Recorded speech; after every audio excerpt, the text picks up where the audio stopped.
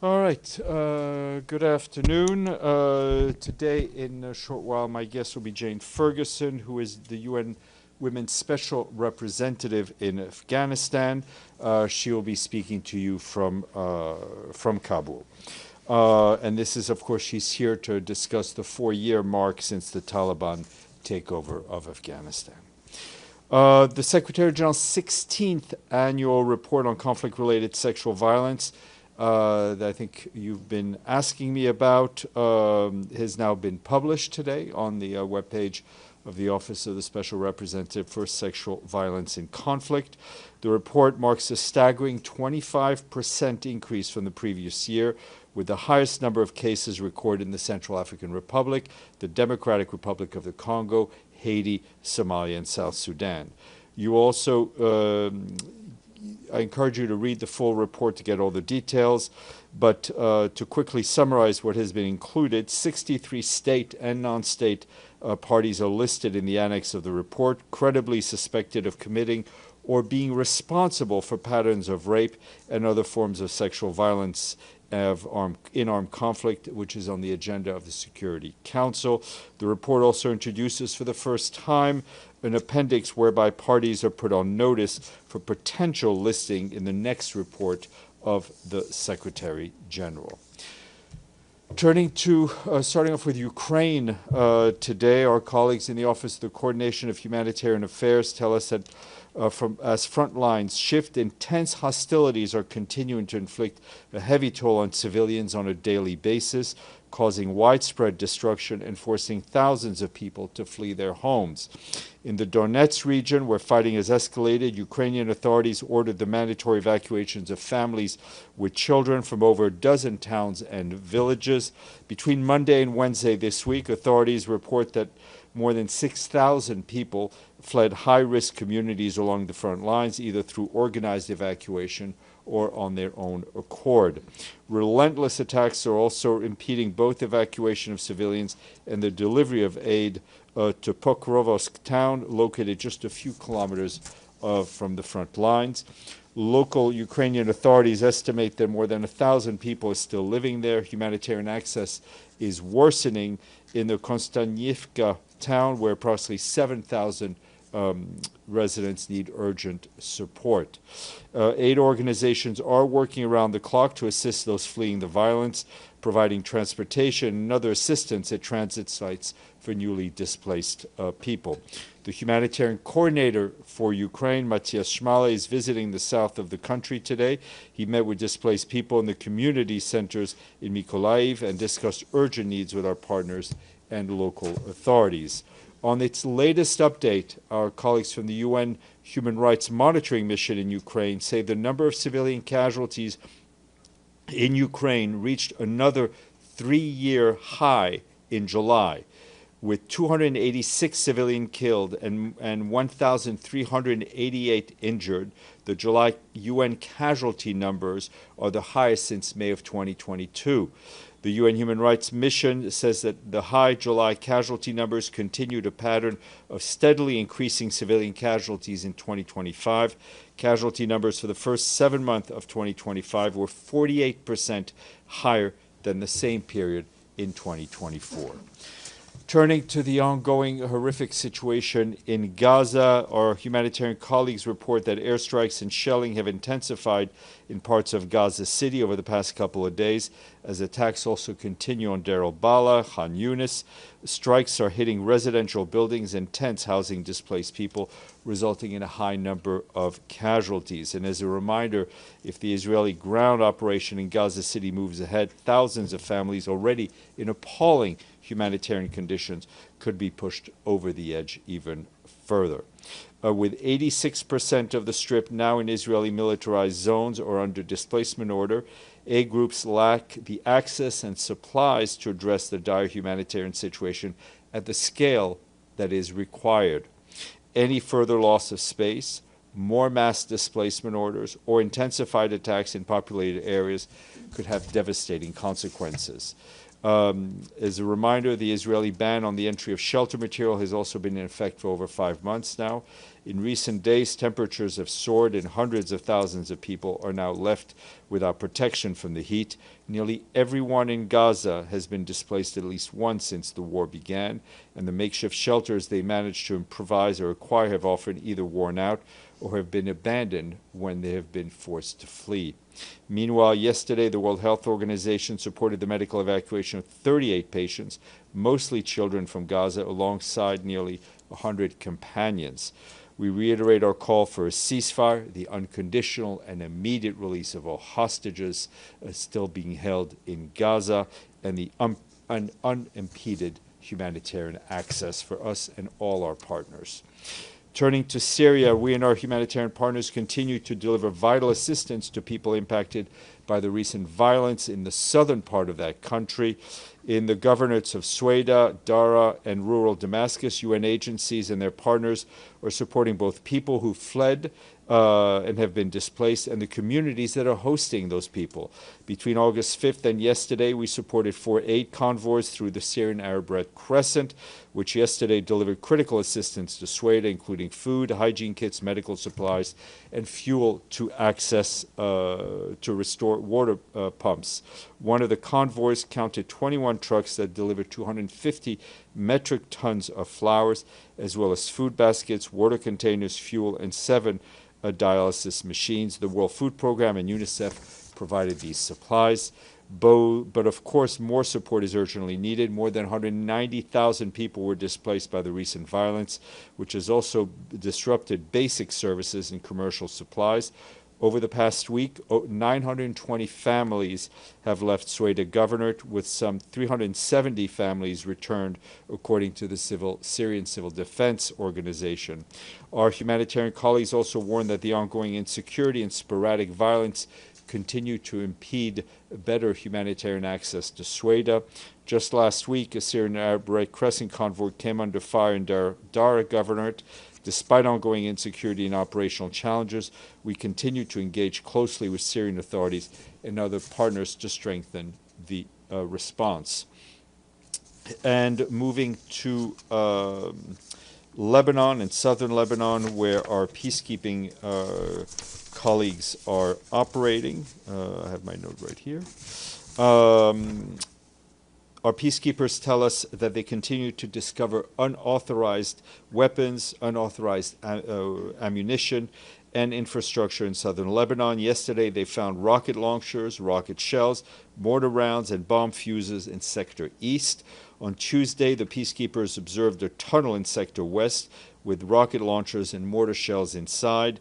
These were referred to the Lebanese armed forces as per standard practice. In addition, UNIFIL observed continued Israeli Defense Forces military activities in the area of operations, including airstrikes in Sector West and artillery shelling from the south of the Blue Line with points of impact in Sector East. That took place yesterday. UNIFIL continues to conduct training activities with the Lebanese Army personnel in support of our efforts of capacity building of the LAF. This week, UNIFIL engineers conducted trainings on surveying, locating, and extracting explosive devices, procedures for safety exiting mined areas, and securing sites potentially containing explosive devices. Such training activities are crucial now as the Lebanese armed forces engage daily in identifying and securing areas contaminated with unexploded ordnances and explosive remnants of war. At sea, the mission's Maritime Task Force yesterday held an exercise with the Lebanese Army personnel. Lebanese Air Force personnel.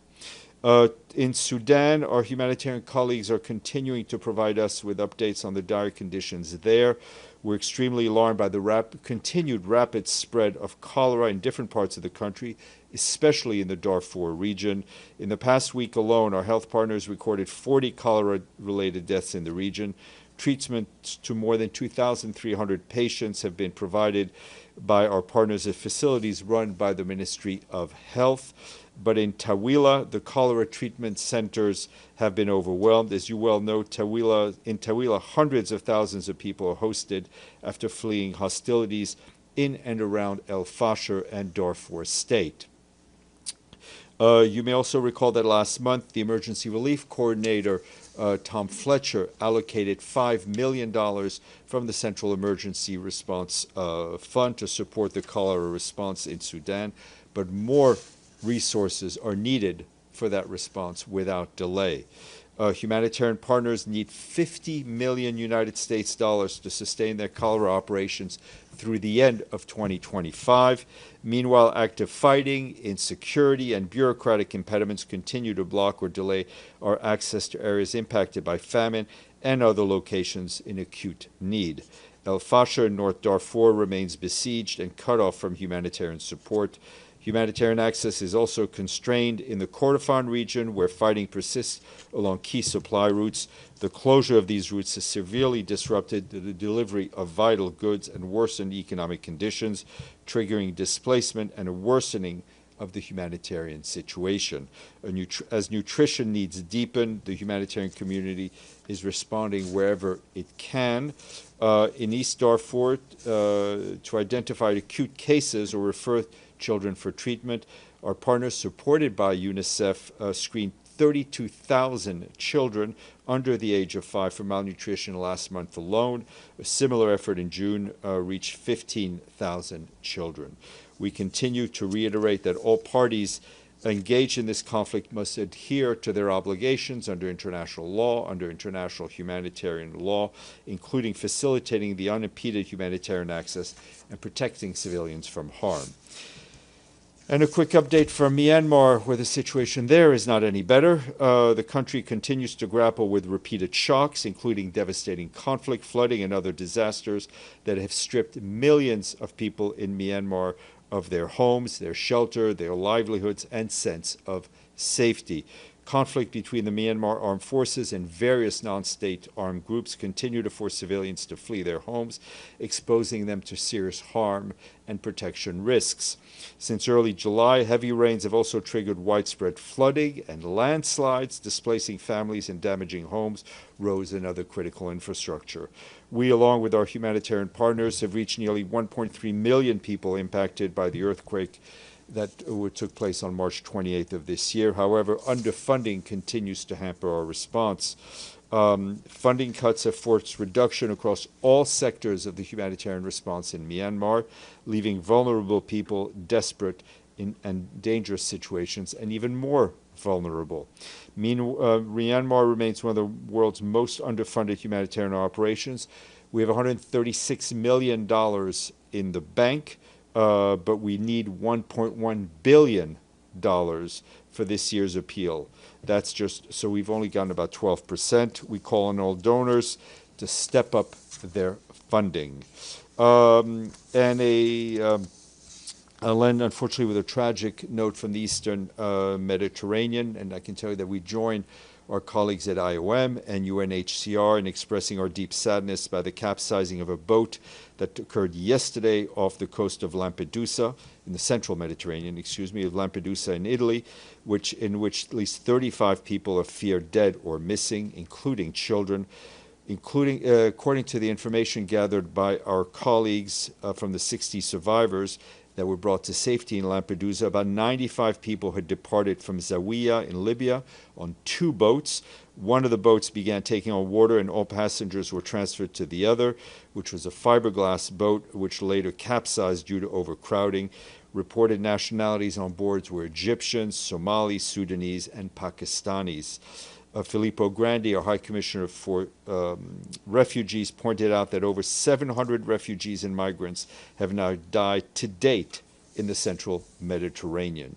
And that is, that's just the deaths that were recorded. No doubt there are many more. I'm done. Deji. And then today, the conflict-related sexual violence report of the Secretary General has been released. This year, we saw a new content called On Notice, which put Israel and Russia. What unnoticed? Yeah, on notice. Oh, on notice. Yes, on notice. It did not go Not unnoticed. listed, Yes, but okay. on notice. Yes. So what's the? I mean, why there's this new category here? on Well, I think notice? it was part, the report created this new category because of the consistent denial of access to UN monitors in the context of both the Israeli and occupied Palestinian territory conflict and the temporarily occupied parts of Ukraine. That made it challenging to verify and definitively determine the patterns, the trends, and the systematicity of sexual violence in these contexts. Which means there's suspicion, but you cannot verify. Right. That's why it's that's put on on notice. notice. Yes. Okay. Edie. Thank you, Steph. Israel has announced new settlement construction in the West Bank, which the Palestinians and human rights groups say will basically destroy prospects for a two-state solution by cutting the West Bank in two parts. Does the Secretary General have any comment on this announcement? Well, as far as I saw, I think that was also the statement made by the Israeli finance minister to eliminate the possibility of a two-state solution. Our position on settlements is clear. The Israeli settlements in the occupied West Bank, including East Jerusalem, and the regime that's associated with these settlements go against international law. Settlements, to state the obvious, further entrench the occupation, put the prospect of a two-state solution even further away.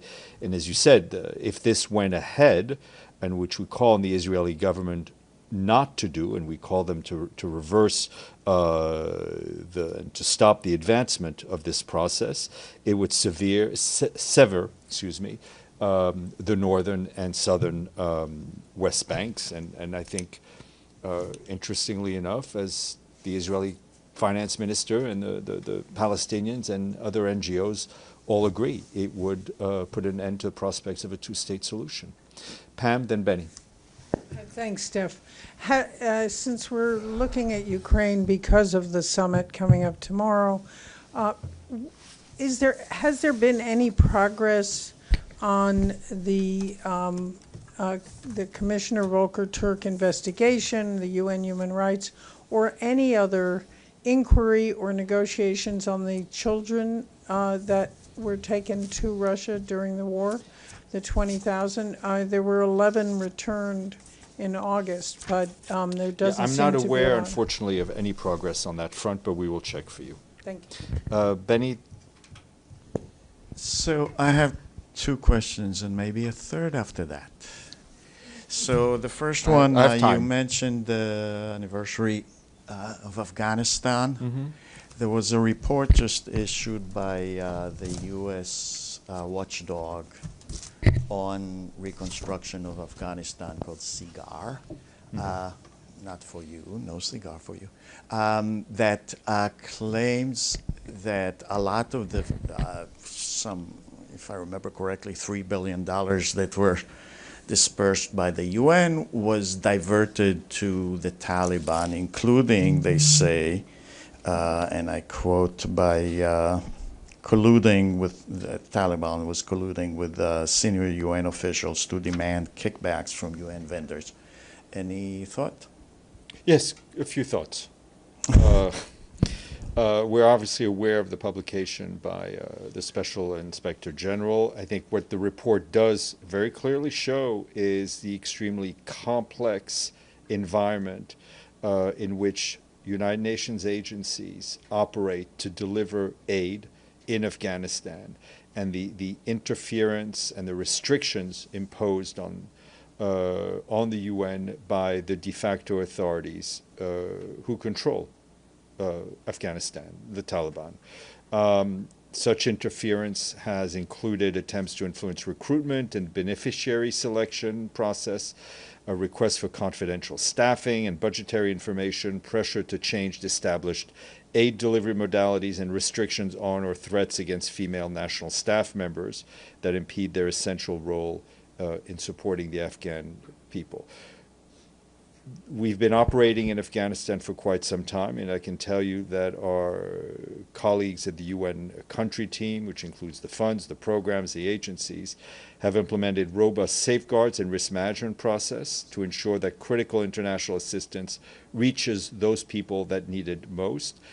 Where and when necessary, some programs, such as in-kind cash assistance, have been halted, and we've engaged with the de facto authorities at the various level.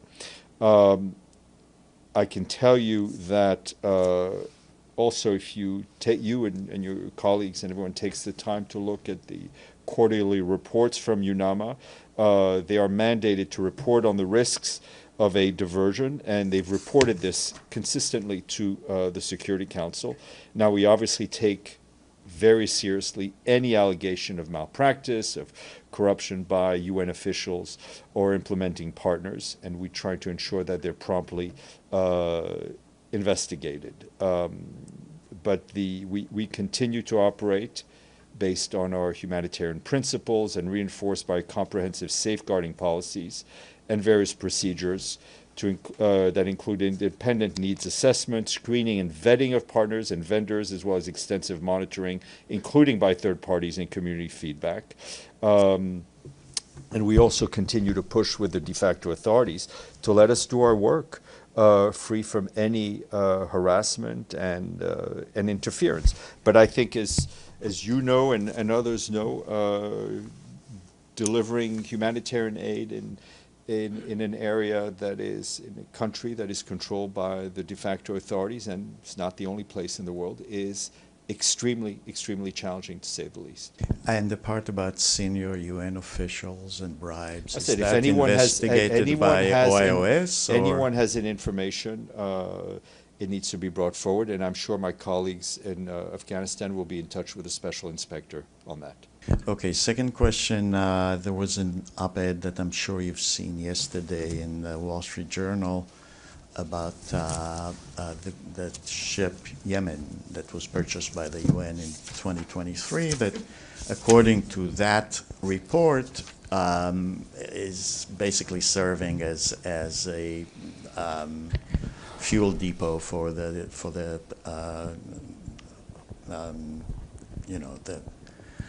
local people, as we call the Houthis. De facto authorities.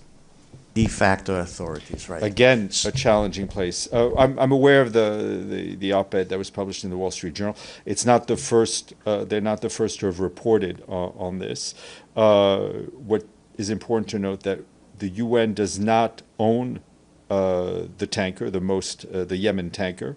It was transferred from the UN to the what's called the Safar Exploration Production Operation Company as part of the project to remove the oil from the Safar. I mean, if you'll recall, we had been talking for years and years about the risks that the Safar posed as it was decomposing with huge amount of oil on board.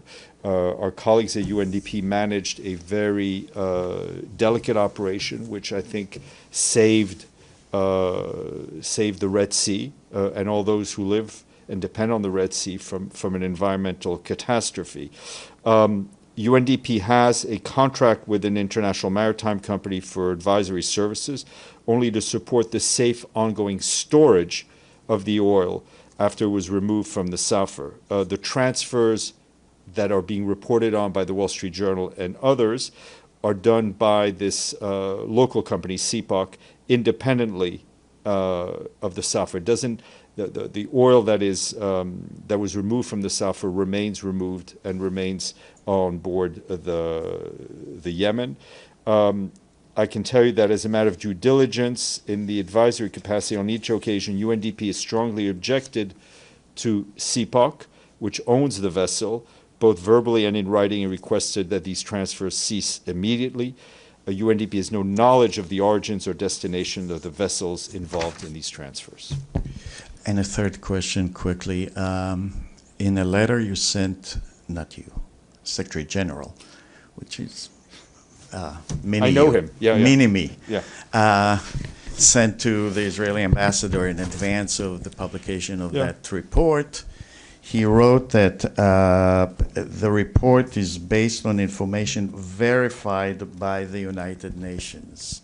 You just said that, that it's the United Nations can't investigate. I mean, so how was it verified? It verified in terms of what was in the narrative of the report. Obviously, the information that was gathered by Ms. Patton's office led them to put them on notice, and as well as other parties in different conflicts. Because there was a very celebrated case in State Teman detention center that was that is still pending actually in Israeli courts. In other words, what I'm trying to say is Israeli courts are investigating any allegations of sexual impropriety. And we've noted why that do we publicly need from the here. UN for that? Well, it's the mandate. It's a mandate given to the Secretary General by the Security Council. No, why do we need UN access if there is? UN can go to Israeli courts. The special and find representative has a mandate given to her by the Security Council to investigate these things.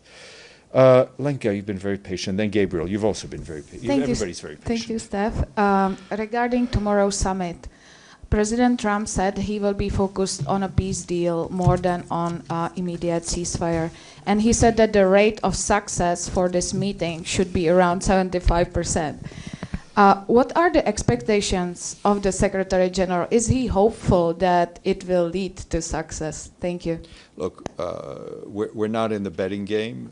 We've seen a lot of commentary in advance of the summit. I think we do welcome the dialogue at the highest level between these two permanent members of the Security Council, and a lot of issues on the agenda. Our position regarding the war in Ukraine remains the same, that we want an immediate, full, and unconditional ceasefire as a first step towards finding a just and sustainable and comprehensive peace, one that upholds Ukraine's sovereignty, its territorial integrity and independence, with an internationally recognized border and in line with the UN Charter, international law, and all relevant UN resolutions. We'll obviously be watching what happens, and we'll be watching what comes out of it. Gabriel. Thanks, Steph. I have several follow-ups, but I know you have a guest waiting, or we have a guest waiting, so I'll try to be as succinct as possible. Follow-up to Edie's question on the illegal settlements. I took note of your comments, and it was very clear. However, would you acknowledge that this isn't just any illegal settlement? This is the highly controversial E1 that's been on hold since 2005 due to international pressure because, as Edie noted, it would divide East Jerusalem and the occupied West Bank. This could potentially end any contiguous Palestinian state. Does the Secretary acknowledge that? I said it, and I said exactly that this is you're right, this is not any other expansion of a settlement. And as I just told Edie, I think you look at the statements coming out from people on both sides of this issue, they all say the same thing, that this may very well drive a stake through the prospect of a two-state solution. And on the sexual violence report, clearly nobody wants to be added to the annex of this report. The Secretary General decided to include Hamas in the annex. Anyone can read the report to get the reasons. Israel, of course, only in the appendix. Did the Secretary General bow to Israeli pressure? No. Sinan. Thank you, Steph. I have also a few questions. I will be happy if you can stay with me. First, I can't leave. I have no choice. The UN Syria Commission of Inquiry today published a report regarding deadly violence in Syria's otherwise majority coastal areas in March, and the report says the violence led to 1,400 dead, and it was a systematic and likely amount to war crime.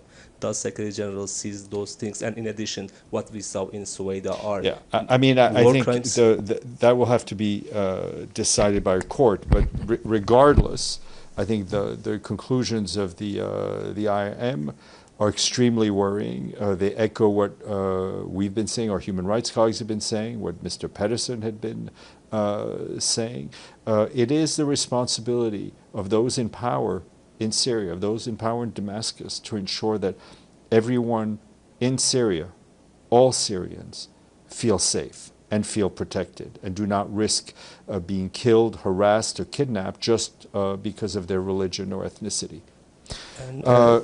Yes, ma'am, please. So in terms of tomorrow's summit, and the U.S. and Russia is meeting without Ukraine being presented, and it is said that there are some deals gonna be made in terms of the future of Ukraine. What would be the UN's position and attitude? I don't want. Let's not comment on something that has yet to happen.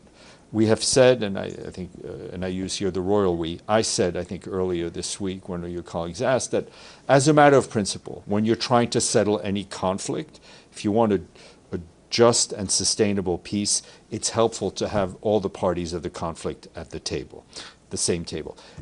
That being said, let's wait to see what comes out of the summit tomorrow. Pam, then Deji. Follow-up to Benny's question, the first one, on the Special Inspector General for Afghanistan report. Will that be made public? The report? Yeah? It is public. Okay. I mean, it's a U.S. report. They put it up on their website a day and a half ago. Okay, and on the, I hadn't seen it, on the reference to a current UN official, is that something that you're investigating? Well, I mean, we're obviously, we're reading this report with you, so we will obviously look into all these allegations. Deji. Thank you. Also follow up on Benny's second question about the Yemen tanker. The Yemen tanker has been purchased or acquired by UNDP that time, right? So it's been sold? So what's, I don't understand, what is the if question? We do not own the oil that's in you own the tanker, right? We do not own the oil that's in the tanker. Because Yemen was acquired by the UN for $55 million. I mean the tanker, not the oil. No, and the tanker was transferred to CPOC as well. So it's also been exactly. It's been sold. Exactly. For how much and when? I don't know. We'll try to get you those dates. Okay. All right. On that note, thank you all, and I want to thank our guest, Jane Ferguson, who's been very patient. If we could put her on the screen.